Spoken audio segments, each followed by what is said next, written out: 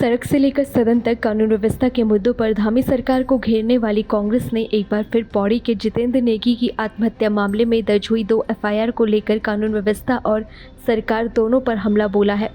कांग्रेस प्रदेश अध्यक्ष ने प्रेस वार्ता करते हुए सरकार पर आरोप लगाया कि सरकार के इशारों पर जितेंद्र नेगी को आत्महत्या के लिए उकसाने वाले हिमांशु चमोली को बचाने का प्रयास पुलिस कर रही है। यही कारण है कि आत्महत्या के केस में 2 अलग अलग एफआईआर दर्ज की गई, जिसमें एक एफआईआर मृतक के पिता ने दर्ज कराई जबकि दूसरी एफआईआर पुलिस ने दर्ज की है। बता दें कि पौड़ी के रहने वाले जितेंद्र नेगी ने 2 दिन पहले अपने घर में गोली मारकर आत्महत्या कर ली थी, जबकि आत्महत्या से पहले जितेंद्र ने एक वीडियो भी सोशल मीडिया पर पोस्ट किया था, जिसमें उसने अपनी हत्या के पीछे हिमांशु चमोली से पैसों का लेन देन बताया था। इस घटना के बाद मृतक जितेंद्र नेगी के पिता ने हिमांशु चमोली और 2 अन्य व्यक्ति के खिलाफ थाने में प्राथमिकी दर्ज कराई थी, जबकि बाद में पुलिस ने इस केस से जुड़े एक और एफआईआर दर्ज की है, जिस पर अब बवाल शुरू हो गया है। देखिए, जितेंद्र के जो आत्महत्या का केस है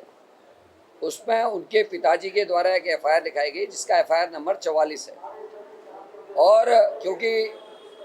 जिस हिमांशु चमोली का नाम इसमें आ रहा है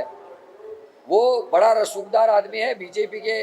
बड़े बड़े नेताओं से उसके संबंध हैं, जो उसकी फ़ोटो से अभी तक के कार्यक्रमों से और वीडियो से सामने आ रहा है।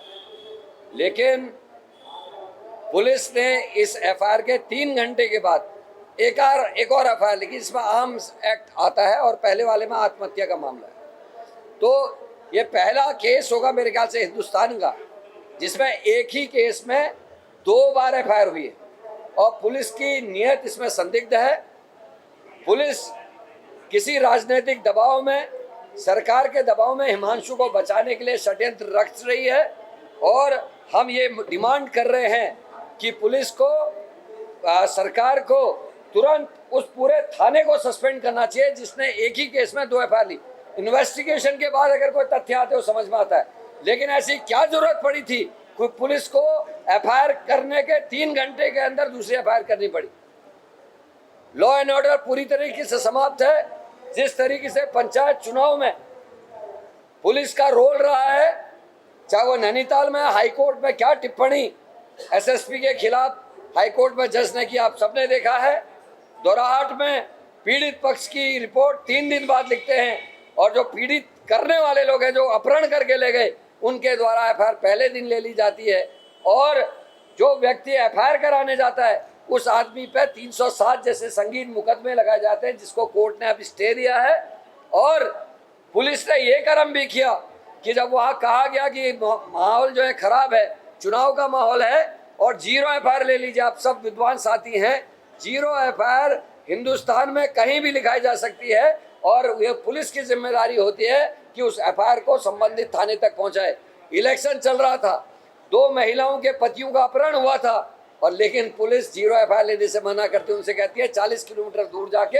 अपनी एफआईआर लिखा के आइए। तो ये हालत पुलिस की है। पुलिस के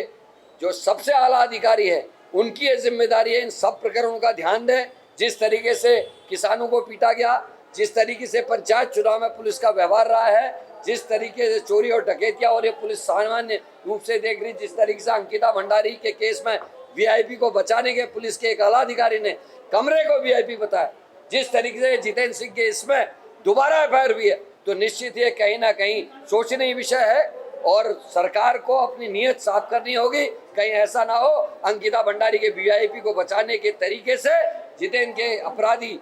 को और उसके साथियों को बचाने की कोशिश सरकार और पुलिस कर रही है।